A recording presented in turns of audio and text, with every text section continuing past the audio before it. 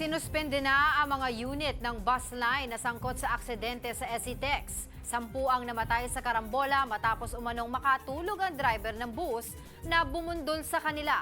Magbabalita si Nina Ompauco.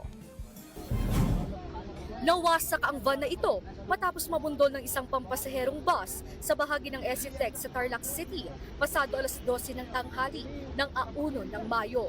Nakapila noon ang van sa toll booth nang salpukin ng bus matapos umanong makatulog ang driver. Sa lakas ng impact, nabunggo ng van ang SUV sa harapan nito na may 3 sakay. Nadamay rin ang isang truck at isa pang sasakyan sa kanilang harapan.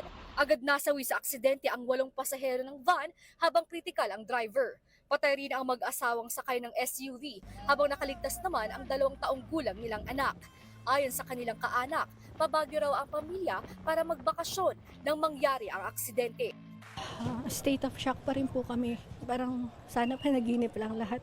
Igbabakasyon lang dapat kasi yung family, pero malungkot dahil syempre nawala yung mag-asawa, pero nagpapasalamat pa rin dahil yung anak nila binigay pa ni Lord sa amin. Karamihan naman ng 37 sugatan, mga pasahero ng bus. Sina M. Apines na iniinda ang sakit sa ulo, sugat sa kanang mata at galos sa tuhod. Pagising ko na lang, wala. Sobrang lakas na ng impact. Kasi simula nung pagsakay ko pa lang sa Dao Bus Stop Terminal, nakatulog na kagad ako. Tapos pagising ko, nangyari na kagad yung insidente. Parang ano rin po kasi dito sa mukha ko. Parang ang tawag doon, nabugbog. Kasi masakit yun dito kanina eh.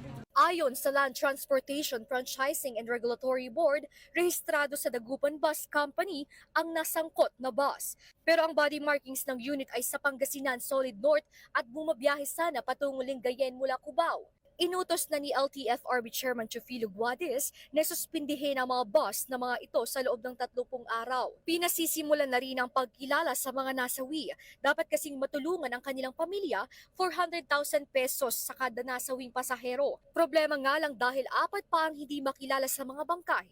Dinala sa Tarlac Provincial Hospital ang mga namatay at nasugatan sa insidente. Posibleng maharap sa reklamong reckless imprudence resulting in multiple homicide, multiple physical injuries, and multiple damage to properties ang bus driver na nakakulong na sa custodial facility ng Tarlac Police.